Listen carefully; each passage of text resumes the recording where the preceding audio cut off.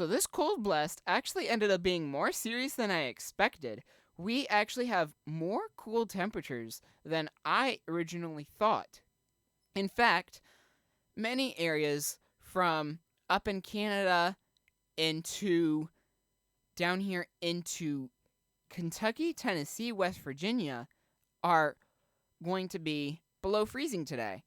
Yet, in Montana, we have high temperatures of 64 degrees. And we only had a lows of it's actually just increased. So yeah, very warm temperatures over here, yet dynamically cool temperatures over here. It's like 25 degrees on the same latitude over here in Canada. And even further south, it's way cooler. So, very dynamic pattern that we're in right now. We have all this heat in the west and all the cool in the east.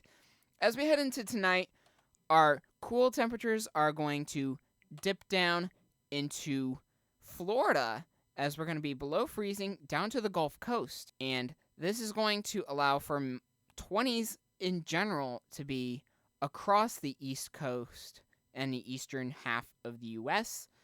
Those of you in the plains have already gotten your cold last night into today. And as we head into tomorrow, those cool temperatures are going to start to move out. And we're not actually going to see much of a cool down as the heat is going to spread to the east. And after that, we're going to continue keeping our northeast kind of cool, and the rest of us are going to be somewhat warm. So let's get into those details. So here is what our cool dip down looks like. It is actually quite further south than what I was looking at earlier. I originally was looking at right here at this 528 line right here of how far down it would go. And it's actually going down into Florida with that freezing line. Right now we do have lots of lake effect snow going on and some snow bands that are moving. They were over the Great Lakes earlier. Now it's moving into the central east U.S. and we're seeing some snow. We're going to see some snow over here in the northeast, especially in eastern New York, and is going to shift to the east up into western Maine potentially. But this thing is going to move out quickly.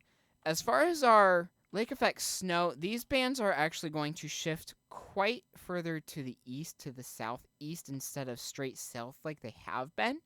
So that is going to give different areas more snow than what we had been seeing.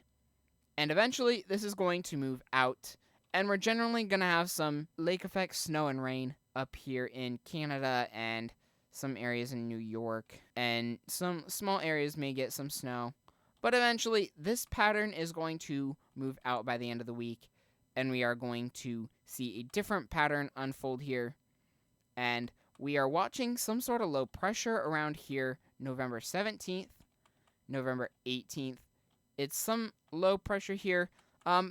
This one, we're pretty consistent that this one might bring some sort of system, whether it could be snow, it could be just rain. I think the best chance is some severe weather and heavy rain with this one.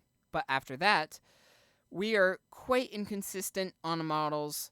And this particular GFS run is showing our cool air dipping down into Texas, bringing snow down in Texas and New Mexico. I wouldn't trust this. It is showing some sort of wide severe weather outbreak, producing a very intense low pressure system up here in the Great Lakes region. Now, moving further out, we are, again, not super consistent on what is going to happen. Now, here's our European model. Again, as we move out, we're going to see some snow over here into western Maine, and our lake effect snow is going to shift to the east, and this is going to move out, except for over here in the northeast, as we're going to have, again, some rain and snow in some scattered spots. Before, again, we're going to get our heat here, maybe some sort of clipper.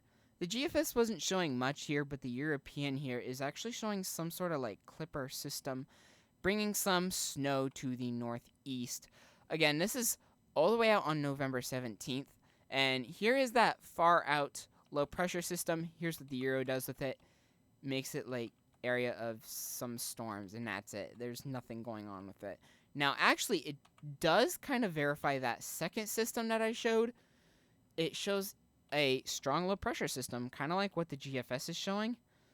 But from what I've seen, the ensembles aren't really consistent on that kind of system, and it's only now that both have kind of agreed on it. So as we look in a couple days in the future, we'll probably know what more is going to happen with these two far out systems. Now, our temperature anomaly over the next little bit is we are well below average right now, of course. We are 15 to 20 degrees below average here in the southeast, more like 5 to 10 degrees below average in the northern parts of the east. This is going to shift east very quick and get out of here again, except for the northeast, which is going to continue to get some cooler air. But here in the plains, our heat wave is going to move into the plains and be quite prominent here. There is definitely a lot of consistency that there is going to be some sort of heat. And again, I'm not the only one seeing this. The Climate Prediction Center in their 6 to 10 day outlook does show a generally above average outlook over here in the east and a below average outlook here in the west. Basically a flip pattern than what we're in right now. And slightly further out, our 8 to 14 day outlook, which does overlap a couple days, but it is also showing an even more prominent above average in the east, below average in the west. Now, one last thing I would like to look at, this is the GEFS ensemble. So this is 20 GFS members. This is not all the members, but this is a slight majority of them. It's a lot of different versions of what might happen here. And as you can see with our first system around the 18th, and we do have some signals of a second storm, but it isn't very consistent. In fact, over here we have some sort of big snowstorm on that one. Again, ignore that. That's not going to happen. We are going to continue to watch further out. I think next week for weather is going to be quite interesting. This week is going to be quite boring after this Arctic blast. So I probably won't make a ton of weather updates, but I'll see you later this week, and we'll get talking about next week's systems as they are looking kind of interesting.